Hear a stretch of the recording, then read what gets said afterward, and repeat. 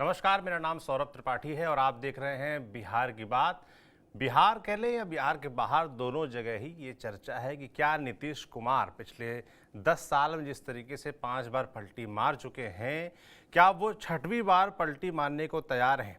जब से जेपी नड्डा बिहार आकर नीतीश कुमार से मिलकर लौटे हैं, जिसके बाद नीतीश कुमार को ये बयान भी देना पड़ा कि सब हम साथ हैं और 2 बार हमसे गलती हुई है, आगे ऐसी कोई गलती नहीं होगी, तब से ही ये सवाल उठने लगे हैं कि क्या नीतीश कुमार इस बारे में कोई विचार कर रहे हैं। तो इसी पर चर्चा करेंगे आज विस्तार से। इसके अलावा ये भी समझेंगे प्रशांत किशोर को लेकर आखिर क्या भय है जेडीयू और आरजेडी में। क्या वो ये मान के चल रहे हैं कि आने वाले विधानसभा चुनाव में प्रशांत किशोर उनको नुकसान पहुंचा सकते हैं। इन विषयों पर बात करेंगे और बात करने के लिए हमारे साथ कुछ खास मेहमान जुड़ेंगे। तो बातचीत शुरू करते हैं। सबसे पहले आपको हम 2 बयान सुनाते हैं जो हमने चर्चा की कि क्या नीतीश कुमार पलटने वाले हैं। इसको लेकर पहले ललन सिंह की बाइट सुनते हैं जो कि जेडीयू नेता है, उसके बाद शक्ति यादव जो कि आरजेडी नेता हैं, इनका बयान सुनेंगे। बिहार की राजनीति में नीतीश कुमार एक धुरी है। नीतीश कुमार का हाथ जिसके साथ रहता है वही बिहार में शासन करता है। नीतीश कुमार जी ने तो कह दिया कि हमने 2 बार गलती की। अपराध कौन सा, कौन छोड़िए ना, अपराध कहाँ हो रहा है? अपराध कौन सा अपराध हो रहा है? अपराध किसको कहते हैं? कोई संगठित अपराध कहाँ हो रहा है? अपराध का मतलब होता है संगठित, organised crime. Organised crime Bihar में नहीं है। कोई किसी को मार दे रहा है, जमीन का विवाद है, कई तरह के विवाद हैं, वो अपराध नहीं है। कुछ सवाल पूछना है, कुछ नहीं मिल रहा है तो क्या करेंगे? आखिर यह तो स्वीकार कर रहे हैं ना कि बिहार की राजनीति में नीतीश कुमार एक धुरी है। नीतीश कुमार का हाथ जिसके साथ रहता है वही बिहार में शासन करता है। तो अब तो इसी को स्वीकार कर रही हैं वो। तो नीतीश कुमार पर बोलने से क्या मतलब है? नीतीश कुमार जी ने तो कह दिया कि हमने 2 बार गलती की। गलती किया तो नीतीश कुमार जी का यूएसपी है भ्रष्टाचार पर 0 टॉलरेंस।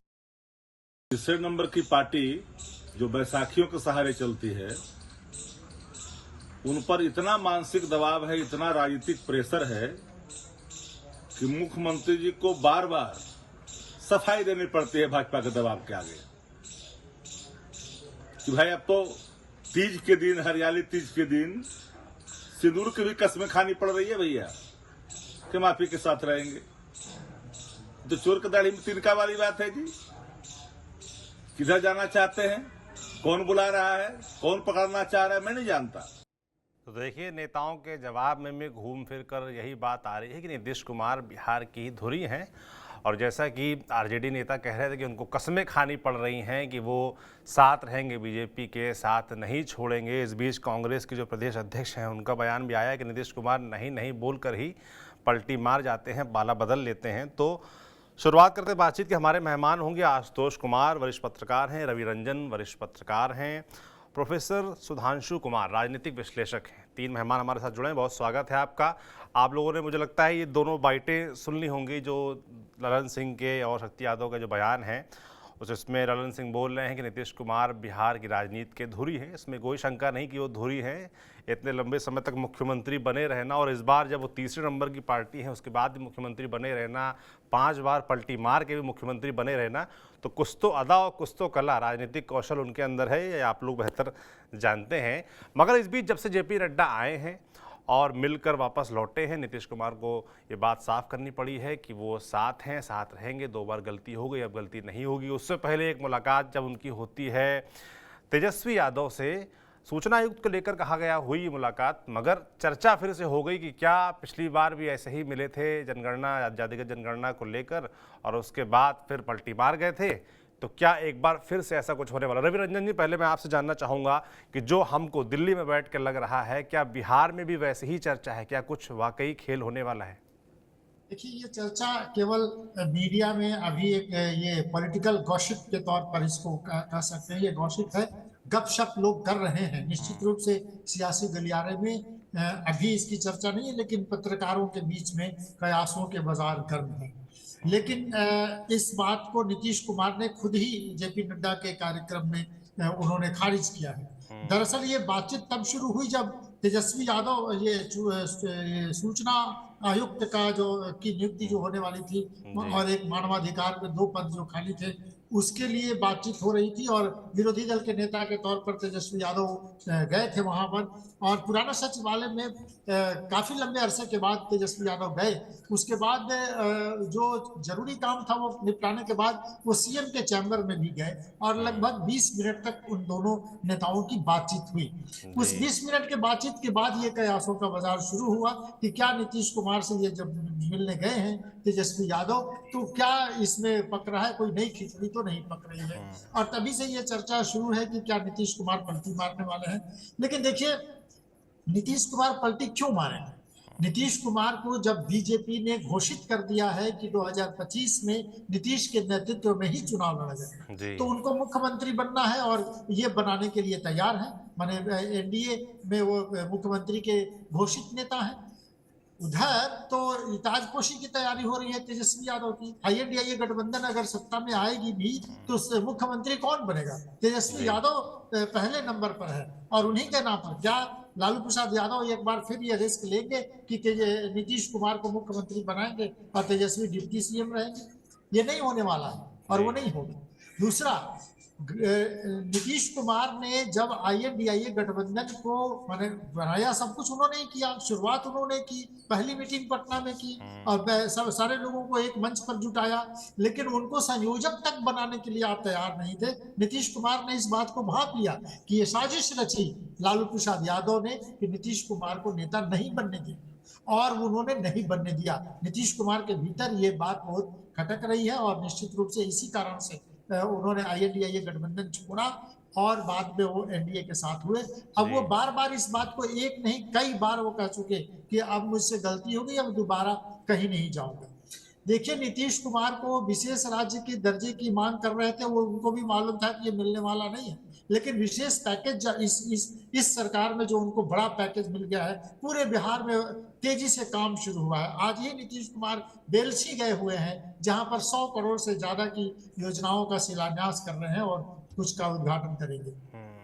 ऐसे अनेक काम, अभी तो ये आए थे जेपी नड्डा, उन्होंने कितने कार्यक्रमों का उसका उद्घाटन किया, योजनाओं का शिलान्यास किया। तो बिहार को जो मिलना था एनडीए दे रही है, जो नीतीश कुमार को चाहिए वो मिल रहा है। असहज स्थिति केवल 2 ही है। एक तो वक्फ बोर्ड का जो मसला है उसमें नीतीश कुमार व्यक्तिगत तौर पर असहज है, हालांकि ललन सिंह ने क्लियर कर दिया है कि वो इसके पक्ष में है। विजय चौधरी ने भले ही कहा कि जेपीसी में इसको भेजा गया, ये अच्छी बात है। नीतीश कुमार ने अभी इस बारे में कुछ भी नहीं कहा है।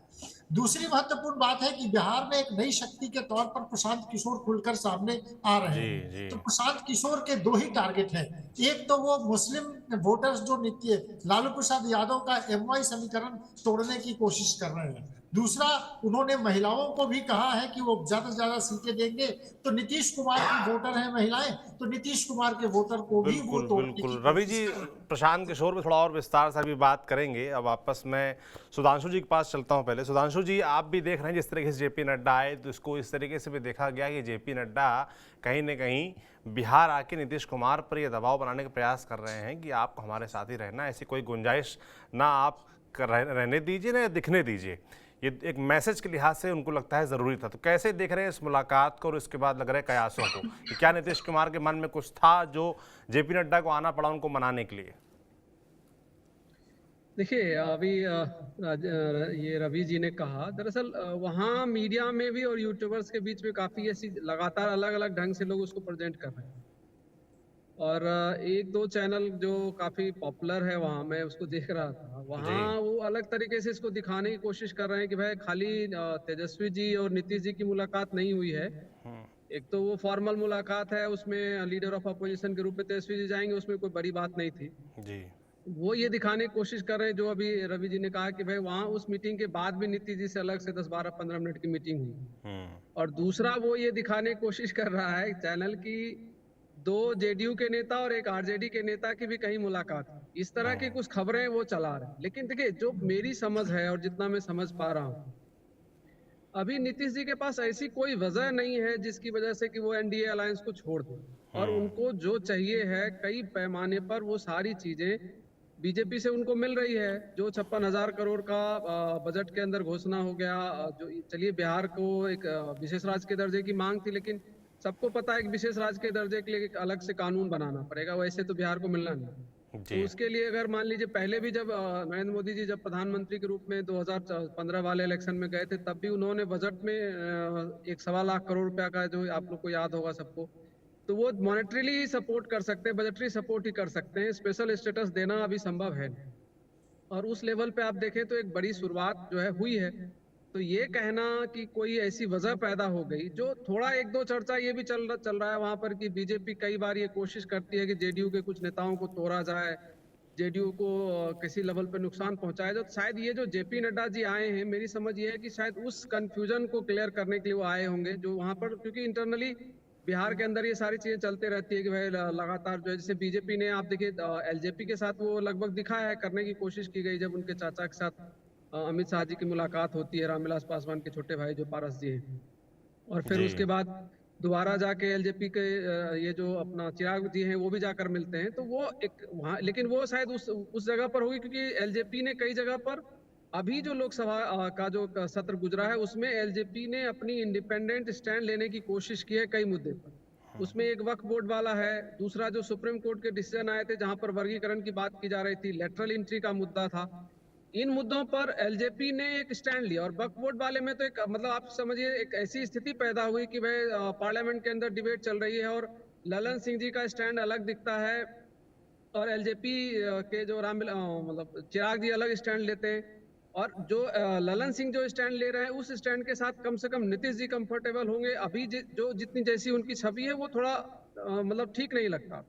तो एक वजह वो हो सकती थी, लेकिन वक्फ बोर्ड वाला मामला भी अगर बीजेपी ने उसको भेज दिया जेपीसी को तो फिर वो बचता नहीं है, क्योंकि आज के दिन में अगर फेस सेविंग की बात की जाए तो वो तो नीतीश जी के और जेडीयू के पास पूरा है कि देखो जी हम लोगों ने उसको डायरेक्टली नहीं एक्सेप्ट किया, जेपीसी के पास गया और जेपीसी में सब लोग हैं, जेपीसी में पक्ष और विपक्ष सारे मेंबर ऑफ पार्लियामेंट, वहां से जो भी निकल कर आएगा वो सबकी सहमति की चीज होगी। वो अलग बात है कि पॉलिटिक्स है तो जो विपक्ष के लोग हैं, इंडिया अलायंस अपनी अपनी बातें वहां पर रखेगा, हो सकता है उसको स्वीकार ना करे, लेकिन जेपीसी में भेजना भी एक बड़ी बात होती है कि भाई सरकार जहां जरूरत है वहां पर विपक्ष को भी सुनना चाहती है, अपने साथियों को भी सुनना चाहती है, और वो दिख रहा है।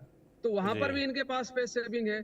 और जो अभी आने वाला इलेक्शन है, देखिए कई चीजें क्या होती है, क्योंकि अब जो सारा समीकरण बिहार में सजेगा वो इस बात के लिए सजेगा कि अगला विधानसभा का चुनाव किस प्रकार कौन सी पार्टी जीतेगी।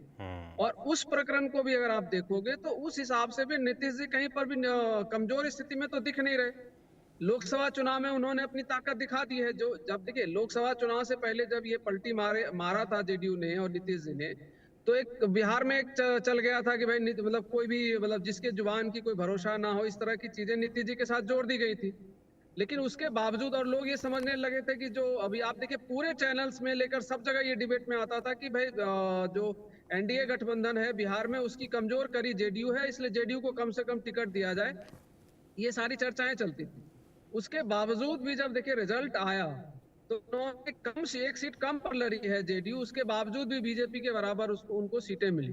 तो इसका मतलब क्या है, ये भी साबित हो गया कि नीतीश जी का जो वोटर है, चर्चाएं चाहे जो भी पॉलिटिकल एरेना में चले, मीडिया में चले, सोशल मीडिया में चले, एक्टिविस्टों के बीच चले, वो सारी बातें इलेक्शन के दौरान खास करके लोकसभा में वो लगभग खारिज हो गई, क्योंकि 12 सीट जो है जेडीयू ने जीत लिया।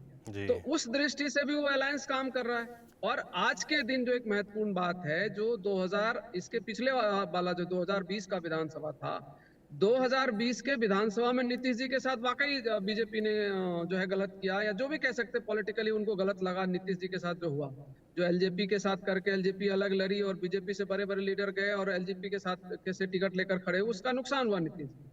पर आज जो है, और बीच में जो रिलेशंस खराब हुए थे एलजेपी और नीतीश जी के जेडीयू के, वो रिलेशन भी आज के दिन में ठीक है। तो जेडीयू के साथ, और आप देखें कई बार अभी आया भी है कि नीतीश जी और वो चिराग जी आपस में मिल रहे हैं, बातचीत हो रही, सारी चीजें। तो अगर ये तीनों चारों लोग मिलकर, मतलब चिराग पासवान, नीतीश कुमार, बीजेपी और उधर से जीतन राम मांझी जी अगर मिलकर जाते हैं इलेक्शन में, तो वहां पर भी मुझे कोई दिक्कत नजर नहीं आ रही है कि उनको कोई दिक्कत होगी जेडीयू को। तो वो फिर क्यों अभी पाला बदल, समझ रहा सुधांशु जी, आप जो कहने का प्रयास कर रहे हैं कि कयास ज़्यादा लगाए जा रहे हैं, चर्चाएं ज़्यादा की जा रही हैं। इस बीच मैंने सोशल मीडिया पे एक वीडियो भी देखा कि उसको वो पुराना वीडियो था जिसमें यस वो पुराना हाँ, है। जिसमें नीतीश कुमार मिल रहे थे लालू यादव से घर जाकर, और राबड़ी यादव नजर आती हैं, तेजस्वी उनको गेट पर रिसीव करने आ रहे हैं, जो हमारे यहाँ चल रहा है वीडियो। उसको अभी के मतलब ताज़ा वीडियो बताकर पेश किया गया कि देखिए नीतीश कुमार मिलने गए लालू यादव से, कुछ पक रहा है कुछ, तो कुछ चीज़ें पुराने वीडियो भी इसको इस्तेमाल करके प्रचारित किया जा रहा है। आशुतोष जी, जैसे कि जो हमने कहा कि नड्डा जी मुलाकात करने आए, ये पुराने वीडियोस चल रहे हैं, चर्चाएं चल रही हैं, और इस बीच ये भी चर्चा कि भाई नीतीश कुमार जब भी पलटी मारते हैं तो कभी लोकसभा चुनाव के पहले मारते हैं, तो कभी विधानसभा चुनाव के पहले मारते हैं, और अब आने वाले वक्त में विधानसभा चुनाव होने, इसलिए चर्चाएं तेज हो गई। कैसे देख रहे हैं इसको?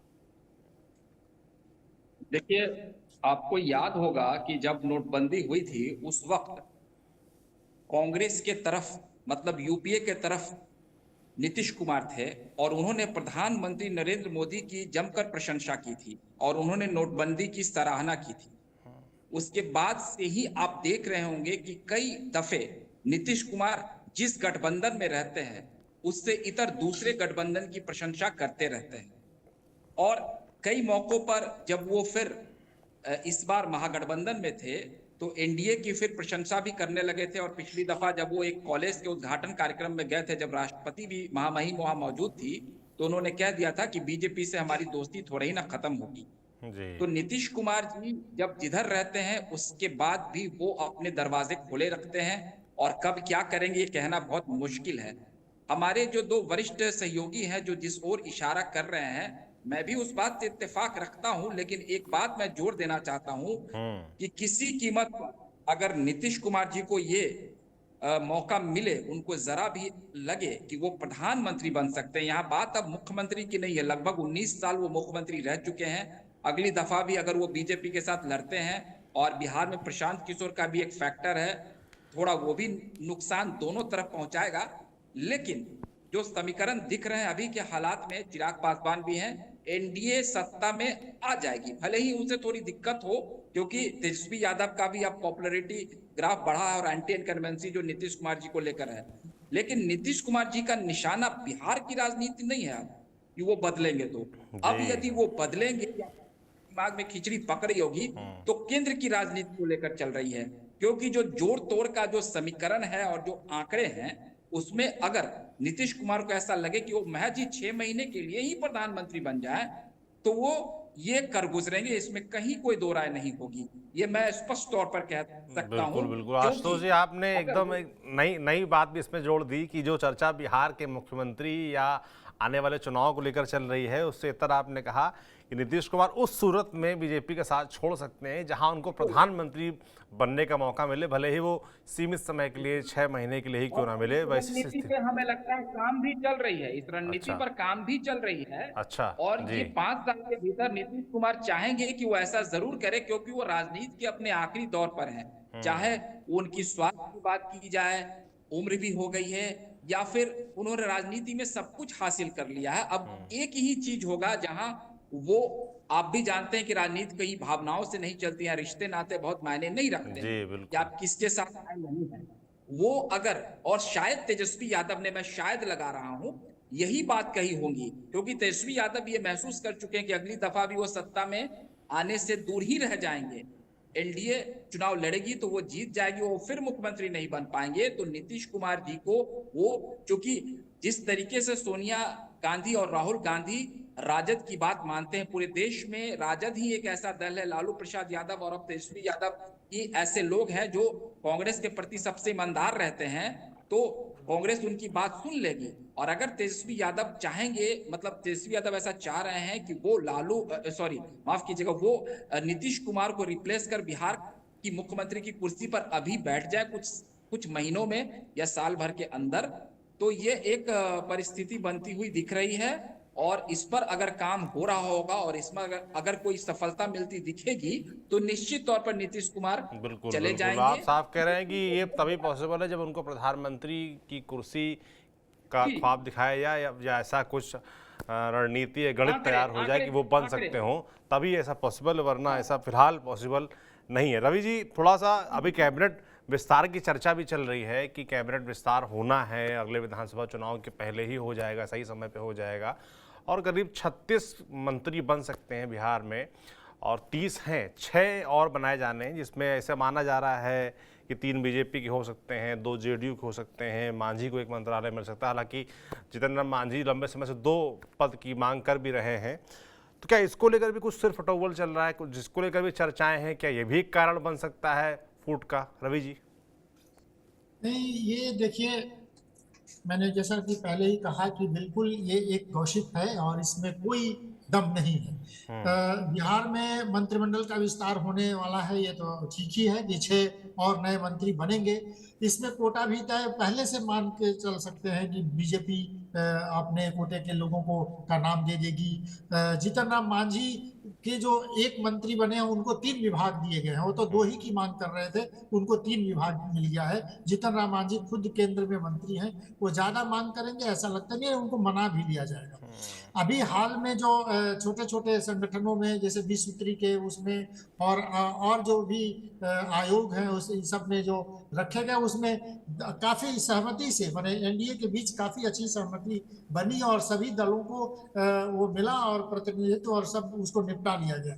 तो अब 6 मंत्री बनने वाले हैं। नीतीश कुमार निश्चित रूप से उसमें से 2 मंत्री तो जदयू के जरूर रहेंगे, भारतीय जनता पार्टी के भी रहेंगे, और अगर किसी को देना है गठबंधन में किसी को, तो वो दोनों दल माने जदयू और भाजपा दोनों के की सहमति से अपने लोगों को वो देंगे। और 6 मंत्री बनाना कोई इतना मुश्किल काम नहीं है कि गठबंधन टूट जाए उसको लेकर। प्रधानमंत्री की बात आशुतोष कह रहे थे, प्रधानमंत्री बनने में अभी क्या राहुल गांधी प्रधानमंत्री के वो नहीं होंगे? क्या ममता बनर्जी मान लेंगे कि नीतीश कुमार बनेंगे? क्या अरविंद केजरीवाल मान लेंगे कि नीतीश कुमार को प्रधानमंत्री बनाना चाहिए? क्या दूसरे और भी दल जो हैं वो मान लेंगे कि नीतीश कुमार को प्रधानमंत्री बनाना चाहिए? ये एक ऐसी बात है कि माने इसको कहते हैं मुंगेरी लाल के हसीन सपने। ये सपने लोग देखें तो कोई ऐसी बात नहीं, वो देखें, पर नीतीश कुमार को प्रधानमंत्री के तौर पर विपक्षी पार्टियां मान लेंगी कि इनको बनाना चाहिए, यह संभव नहीं लगता है। दूसरी महत्वपूर्ण बात है कि मंत्रिमंडल विस्तार भी जो आप पूछ रहे थे, मंत्रिमंडल विस्तार में भी कोई अड़चन नहीं आने वाली है। ये आपसी सहमति से एनडीए में बन जाएगा। नीतीश कुमार जब तक राजनीति में है, अब तो अवसान की ओर है, जब तक राजनीति में है उन्होंने समझ लिया है मुख्यमंत्री बनकर ही वो रहना चाहते हैं, मुख्यमंत्री रहेंगे। भारतीय जनता पार्टी ने पहले घोषणा कर दी है कि वो बिहार में अगला चुनाव उनके नेतृत्व में लड़ेंगे और मुख्यमंत्री वही बनेंगे। उनकी कम सीटें थी तब भी बीजेपी ने उनको मुख्यमंत्री बनाया था, वो 43 सीट के थे, तब भी अमित शाह ने कहा कि हमारे मुख्यमंत्री नीतीश कुमार ही रहेंगे और आखिर समय तक वो रहे। तो नीतीश कुमार ने समझ लिया है कि उनको जो कुछ भी मिलना है वो एनडीए से भी मिलना है। एनडीए ने उनको विशेष राज्य के दर्जे के बदले विशेष पैकेज दे दिया। एनडीए ने घोषणा कर दी कि वो अगले मुख्यमंत्री वही रहेंगे। एनडीए बिहार में जितने काम हो रहे हैं नीतीश कुमार उसका श्रेय ले रहे हैं। तो क्या अब वो तेजस्वी यादव उनको ले जाएंगे कि अपना सीट उनको दे दें? तेजस्वी यादव को ताजपोशी करनी है भाई। लालू प्रसाद यादव अपनी जिंदगी में चाहते हैं कि उनकी बेटी की ताजपोशी हो जाए। वो बार बार तबीयत खराब होने के बाद सिंगापुर जा रहे हैं इलाज कराने और अपने आप को दिखाने के लिए। अभी देखिए सबसे बड़ा चैलेंज तो प्रशांत किशोर ही है, वो लालू प्रसाद यादव के लिए भी है और नीतीश कुमार के और बिहार में जो भी लोग राजनीति कर रहे हैं उन सबके लिए प्रशांत किशोर एक बड़े चैलेंज के तौर पर हैं और इन सब लोगों को उन्हीं से निपटना है। तो अभी कल शक्ति यादव की पार्टी में कितनी हैसियत है जब लालू प्रसाद खुद हैं, तेजस्वी यादव खुद हैं, रोहिणी अलग से ट्वीट करती हैं राजनीतिक गलियारे में हलचल पैदा करने के लिए, उनकी बेटी, उनका पूरा परिवार जब राजनीति में है तो शक्ति यादव कौन है, वो क्या बोल सकते हैं और उनकी क्या अहमियत है? शक्ति यादव ने तो कल ही कहा था कि नीतीश कुमार को बुलाता कौन है, उनको कौन बुलाया कि आप चले आइए कि वो बिल्कुल आप ठीक कह रहे हैं कि इस तरह के फैसले वैसे भी ऊपर से लिए जाएंगे, सीधे पार्टी का जो आला कमान है आरजेडी का वो तय करेगा और प्रवक्ता या शक्ति यादव जैसे लोग तय नहीं करेंगे। अब होता क्या है तो देखने वाला इंद्रभूषण जी हमारे साथ नए मेहमान जुड़े हैं। इंद्रभूषण जी, हम लगातार चर्चा कर रहे हैं कि कैसे जेपी नड्डा आते हैं बिहार, उसके बाद नीतीश कुमार को लेकर एक बार फिर से सुबुहाट शुरू हो जाती है कि क्या पलटी मारने वाले हैं, तो इसको लेकर हम चर्चा कर रहे हैं लगातार। और कैबिनेट विस्तार पे चर्चा की कि क्या कैबिनेट विस्तार जो 6 मंत्री पदों का बंटवारा होना है, क्या वो भी एक फैक्टर बन रहा है, क्या उसमें भी कुछ मुश्किलें आ रही हैं, जिसके बाद ये चर्चाएं शुरू हो गई हैं? देखिए, अभी जो बिहार में परिस्थिति है, मुझे नहीं लग रहा है कि अभी कोई मंत्रिमंडल विस्तार करने का कोई सीन है, कोई जरूरत है। नड्डा जी आए, नड्डा जी सरकारी कार्यक्रम में आए थे, मिलके गए। और अभी मुझे नहीं लगता है कि कोई भाजपा और जदयू में किसी तरह का कोई कन्फ्रंट है। नीतीश जी सर्वमान है, बीजेपी ने मान भी लिया है। अगर और मुख्यमंत्री का ये प्रायोरिटी है, वो जब चाहेंगे बदल सकते हैं, तो उसमें कहीं संकट नहीं आएगा। लेकिन अभी कोई सीन नहीं है कि कोई और 36 मंत्री बनना है, सीएम लेकर 30 पहले से है ही, 6 खाली है। नीतीश जी कभी अपना पूरा मंत्रिमंडल पूरा नहीं करते हैं, खाली रखते हैं कुछ लोगों के लिए कि भाई कुछ लोग उसके इंतजार में उनके साथ रहेंगे, उनके आगे पीछे करेंगे, पार्टी के लिए लगे रहेंगे। तो मुझे तो कहीं से ये सीन नहीं दिख रहा है। लेकिन ये चर्चा चल रही कि मंत्रिमंडल विस्तार होगा, कोई एक कुशवाहा और कोई क्षत्रिय वर्ग से मंत्रिमंडल में लाया जाएगा, किसी को ड्रॉप किया जाएगा। अभी ये चर्चा में, अभी कहीं इसमें कुछ ठोस कुछ दिख नहीं रहा। जी बिल्कुल, कुछ ठोस नहीं दिख रहा है। और लगातार रवि जी प्रशांत किशोर का जिक्र कर रहे हैं, तो थोड़ा चर्चा प्रशांत किशोर पर भी कर लेते हैं। प्रशांत किशोर को लेकर कहा जा रहा है कि भाई जिस तरीके से वो जो नीतीश कुमार के कोर वोटर्स हैं, महिला, महादलित, अन्य पिछड़ा वर्ग, उनके बीच लगातार काम कर रहे हैं। इसी तरीके से आरजेडी के लिए, तेजस्वी के लिए मुश्किल खड़े करने के लिए वो युवाओं के बीच लगातार अपील कर रहे हैं। मुस्लिमों के बीच अभी सम्मेलन किया हाल में, बड़ा उसके वीडियो चर्चा में रहे, वायरल हुए। तो एक सभी लोग मैं देख रहा हूँ, चाहे वो जेडीयू हों, चाहे वो तेजस्वी यादव हों, वो प्रशांत किशोर को एक खतरे के तौर पर देख रहे हैं। तो क्या वाकई वो उनको सीरियस लेना चाहिए? प्रशांत किशोर क्या वाकई इतना उभर कर आ गए हैं कि वो जेडीयू के लिए या आरजेडी के लिए दिक्कतें, मुश्किल कल को पैदा कर सकते हैं? सुधांशु जी, जवाब पहले आपसे चाहूंगा। अभी जो माहौल है, जी सुधांशु जी से पहले जवाब चाहता हूँ, फिर आता हूँ बस। जी देखिए सौरभ जी, ऐसा है ना, जो बिहार की राजनीति है, और मेरे ख्याल में बिहार की क्यों कहे पूरे देश की राजनीति है ना, सबका एक वोट बैंक है। और वो वोट बैंक मतलब कास्ट ज्यादा आधारित होता है। और जिस चीज को प्रशांत जी लेकर चल रहे हैं कि जैसे ये अगर हम समझने की कोशिश करें, क्या युवा एक इस नाम पर वोट करता है कि वो युवा है? तो अगर इस तरह की कुछ चीजें वहां नहीं मिलनी है, और अगर युवा को वोट ही करना है, तो उसके लिए तो दोनों ही, नीतीश जी भी अपनी तरफ से ये दावेदारी कर रहे हैं कि उन्होंने सरकारी नौकरियां दी, और लगभग 5 लाख नौकरियां जो है दी गई हैं 17 महीने के कार्यकाल में। तेजस्वी जी का भी वही यूएसपी था कि भाई वो वोट जो है युवाओं को सरकारी नौकरी, चूंकि बिहार में सरकारी नौकरी का बहुत ज्यादा क्रेज है। तो दूसरी चीज, जैसे ये अभी कह रहे थे कि अल्पसंख्यक का, आप एक चीज समझिए, अल्पसंख्यक किसी भी सूरत में उस समय, जबकि उनको एक थ्रेट के रूप में एक पार्टी ऐसी खड़ी है जिससे उनको परेशानी महसूस होती है, मैं ये उनको जो लगती है मैं वो कह रहा हूँ जी, उस स्थिति में कोई ऐसा डिसीजन वो कर ले कि वो मतलब, क्योंकि देखिए जेडीयू का भी एक सर्टेन वोट बैंक है, जो जेडीयू को भी अल्पसंख्यकों का वोट मिलता है, और आरजेडी और कांग्रेस और लेफ्ट जब एक साथ हो जाता है तो मेजर वोट उधर जाएगा, क्योंकि बीजेपी से उनकी थोड़ी नाराजगी रही। तो केवल इसलिए कि प्रशांत किशोर उनके बीच जा रहे हैं, उनसे बातें कर रहे हैं, वो ठीक है। एट ए टाइम आपको एक चीज याद करिए, एआईएमएम जब वहां पर पहुंचा बिहार में, तो एआईएमएम भी बहुत ज्यादा पैन इंडिया, मतलब पैन इंडिया तो नहीं ही कर पाया। बिहार में भी जो एक क्षेत्र था वहां पर उसका कुछ दिन तक रहा, लेकिन आगे आने वालों जब लोगों को ये लगा, पिछली दफा का जो विधानसभा हुआ उसके बाद जब लगा कि एआईएम की वजह से शायद जैसा जो चलाया गया, यद्यपि वो उस बात में बहुत ज्यादा सच्चाई नहीं है, लेकिन ये चला कि भाई अगर एआईएम नहीं आकर डिस्टर्ब करता तो शायद जो है आरजेडी अलायंस का की सरकार बन जाती, उनकी 5 सीटें भी आई थी। लेकिन जब लग गया अल्पसंख्यकों को भाई ऐसा करने से उनको नुकसान हुआ, वो चूंकि वो चाहते थे कि आरजेडी की सरकार बने, तो उस समय में कोई केवल इसलिए कि उनके बीच जा रहा है, उनसे बातें कर रहा है, उनकी रैलियां कर रहा है, उनसे कुछ वादे कर रहा है, इस नाम पर वो अभी आ जाएंगे, मुझे तो नहीं लगता। एक आपको एक उदाहरण देता हूँ जी। बिहार में बीजेपी ने यादवों को जोड़ने के एक बड़ा अभियान सा चलाया हुआ था, और पीछे काफी बड़े स्तर से पर, वो आपको याद हो अगर, तो यादव महासभा कराने की कोशिश की गई थी। और उस यादव महासभा की जो रिपोर्ट आई वो क्या थी, लोग आए थे, क्योंकि डिफरेंट, देखिए होता क्या है कि हर दल से कुछ लोग नाराज होते हैं, लेकिन वो नाराजगी क्या वोट के समय में भी उसी तरीके की रह जाएगी, एक महत्वपूर्ण बात है। और हम इस चीज को लगातार चर्चा करते रहे बीजेपी के संदर्भ में भी कि भाई कई बार भीड़ बहुत दिखती है, तेजस्वी की सभा में बहुत भीड़ दिखती थी, वोटिंग के टाइम पे चीजें अलग हो जाती है, तो वो चीजें वहां पर भी रहेंगी। यादव महासभा को जोड़ा, कोशिश कर ली बीजेपी ने, लेकिन यादवों का अल्टीमेटली क्या है, मेजर हिस्सा आज के दिन भी आरजेडी के साथ करा। तो कोई अब इसी तरीके से जो अति पिछड़ा का जो है मामला, अति पिछड़े में नीतीश कुमार जी की पैठ उसी प्रकार बनी हुई, चाहे कोई कुछ भी कहता रहे, अगर वो पैठ नहीं होती तो ये 12 सीट लोकसभा में कहां से आई? जी। आखिरकार वो तो है ना, अति पिछड़ा, अति दलित, ये जो उन्होंने नीतीश जी ने बनाया हुआ है, वो वोट बैंक उनके साथ है। अब जहां तक बात है कि महिलाओं वाले में एक चीज केवल जो अभी तक नीतीश जी करते रहे, क्या है, उन्होंने कई सारी चीजें महिलाओं के लिए नहीं की थी। उसमें सबसे बड़ा चीज तो ये था कि भाई लॉ का जो कहते हैं ना, सुशासन बाबू जो कहलाते थे, और जो एक खतरा पिछले दिनों जो एक आरोप लगता था आरजेडी सरकार के ऊपर कि भाई जो लॉ एंड ऑर्डर का सिचुएशन बहुत खराब है, उसको उन्होंने ठीक किया था। फास्ट ट्रैक कोर्ट बनाए गए, सारी चीजें हुई, तो उससे थोड़ा महिलाओं में सुरक्षा का भाव आया।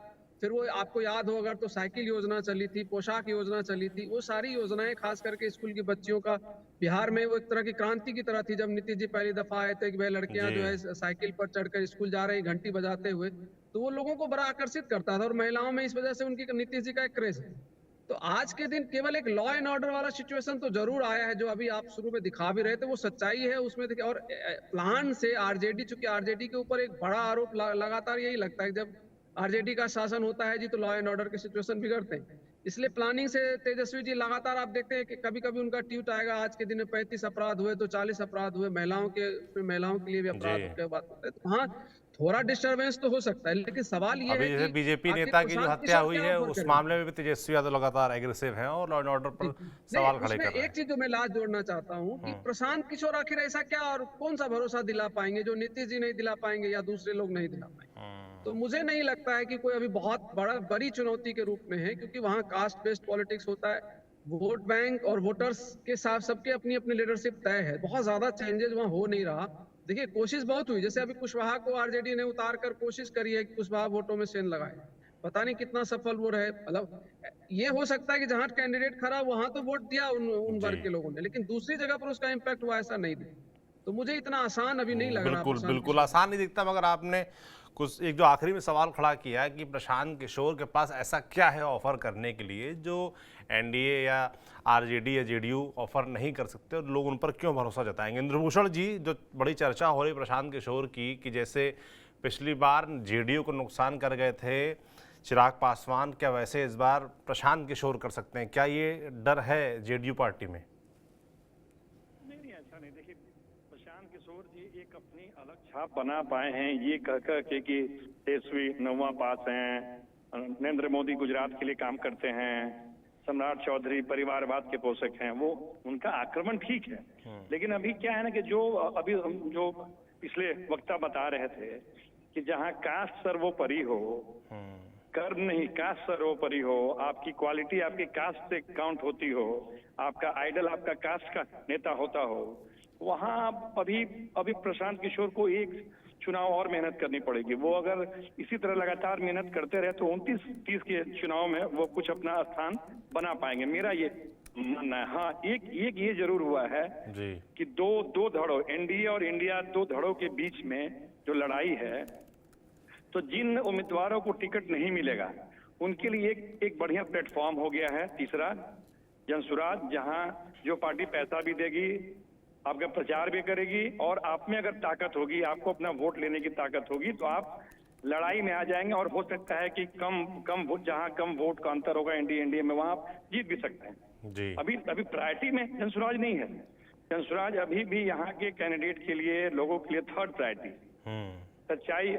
सच्चाई यही है। लेकिन हाँ, वो मेहनत कर रहे हैं, 2 साल से गांव घूम रहे हैं। बहुत सारे इशू जो एनडीए और इंडिया की लड़ाई में दब जाती है, उन इशू पर लोगों को जागृत कर रहे हैं। आप अपने बच्चे के बारे में सोचिए, आप अपने कैरियर के बारे में सोचिए।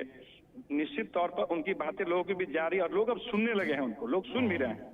और जितने इन दोनों धड़ों के जो लोग अब कहिए कि जिनका स्थान अभी नहीं मिल पा रहा है, वो लोग उनसे जुड़ भी रहे हैं। जैसे अभी जुड़े हैं मुनाजिर हसन साहब, अभी वो जो आनंद जी जो अभी लड़े थे बक्सर से, वो लोग जुड़ भी रहे हैं। लेकिन मुझे ये नहीं लगता है कि जनसुराज कोई बिहार में इंडिया या एनडीए को कोई मजबूत, मतलब आप कह रहे हैं कि अभी वो चैलेंजर के तौर पर नहीं उभरे हैं। ठीक है, चर्चा में आ गए हैं, लोग जुड़ भी रहे हैं, भीड़ भी जुटा ले रहे हैं अपने सिस्टम मैनेजमेंट के जरिए। अब इस राज्य का लोग जान गया कि जनसुराज भी पार्टी है, प्रशांत किशोर भी एक माने बढ़िया पार्टी है, और वो चाह रहे हैं कि बिहार को बदलना चाह रहे हैं, कोशिश कर रहे हैं। बिल्कुल। आशुतोष जी, पहले आपके पास आऊंगा, फिर लास्ट में रवि जी आपके पास आऊंगा।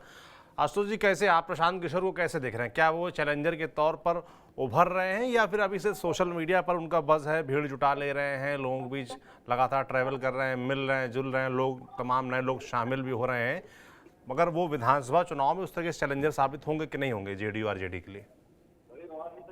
देखिए, वो निश्चित तौर पर एक चैलेंजर की भूमिका में आएंगे।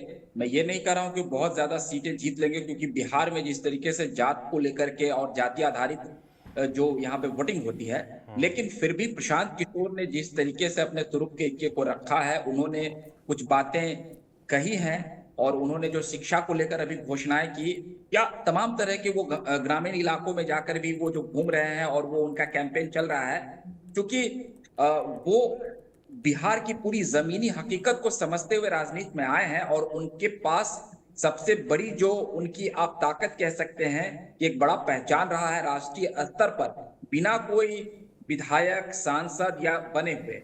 जिस प्रकार से उनका कैंपेन चल रहा है और जितनी बारीकी से काम चल रही है, निश्चित तौर पर वो अगले चुनाव में एक त्रिशंकु असेंबली अगर बिहार में हो जाए तो उसमें कोई शक नहीं किया जा सकता है, क्योंकि पिछली दफा भी आपने देखा था जो एनडीए और महागठबंधन के बीच में नेक टू नेक फाइट था, और इस बार प्रशांत किशोर भी कूदे हुए हैं।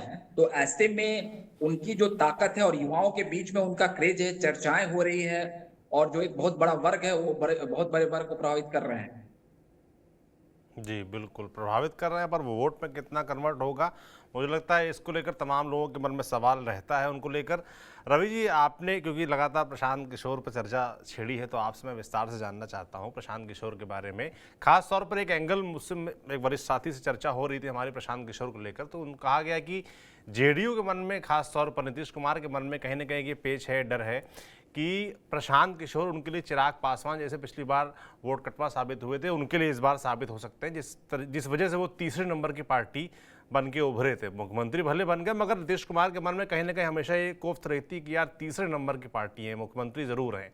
तो क्या इस चक्कर में लोगों ने कहा कि ये भी एक फैक्टर हो सकता है कि नीतीश कुमार पलटी मारे? उनको लगता है कि अगर हम आरजेडी के साथ जाएंगे तो प्रशांत किशोर फैक्टर नहीं काम करेगा, मगर अगर हम बीजेपी के साथ रहते तो वो हमारा नुकसान कर सकते हैं। कैसे देख रहे हैं इसको? सबसे ज्यादा मुश्किल में तो आरजेडी ही है, क्योंकि पहली प्रतिक्रिया आरजेडी की तरफ से आई थी और बजाते आरजेडी के प्रदेश अध्यक्ष ने चिट्ठी जारी करके अपने कार्यकर्ताओं को ये कहा कि प्रशांत किशोर के कार्यक्रमों में न जाए और उस पार्टी में वो शामिल होने की सोचे भी नहीं। ये बजाते पत्र लिखकर अपने लोगों को जगदानंद सिंह ने ये चेतावनी दी थी। तो राष्ट्रीय जनता दल की मुश्किल खुद है कि वो प्रशांत किशोर के आने के बाद से वो मुश्किल में दिख रहे हैं, जिस तरह से मुस्लिम मतदाताओं को अपनी तरफ आकर्षित। सबसे मुश्किल ये है कि मुसलमानों को यूज तो सभी पार्टियां करती हैं, उनको जब टिकट देना रहता है तो प्रतिनिधित्व नहीं मिलता। इस बात को मुसलमान समझ रहे हैं और प्रशांत किशोर ने पहले घोषणा कर दिया है कि वो 70 से ज़्यादा सीटें मुस्लिम को देंगे, उसके बाद 30 से या 40 सीटें वो कह रहे हैं महिलाओं को देंगे। और ये दो ऐसे वोट बैंक हैं जो नीतीश के भी हैं और इनके लालू प्रसाद यादव। मुसलमान वोटर नीतीश को भी वोट करते हैं, लालू प्रसाद को तो ज्यादा करते हैं, और महिला मतदाता जो हैं वो तो सीधे सीधे नीतीश कुमार की वोटर हैं, जिस पर अटैक किया है प्रशांत किशोर। हम आपको ये एक संकेत आप देखिए, सारण में पिछली बार विधान परिषद के चुनाव में प्रशांत किशोर ने, अभी उनकी पदयात्रा चल ही रही थी, तब उन्होंने अपना एक प्रत्याशी को सपोर्ट किया और उन्हें जिता लिया।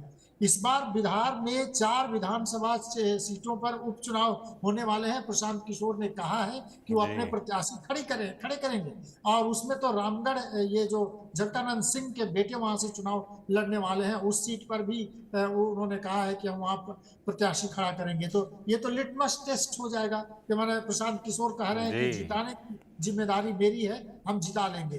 तो ये देखना होगा।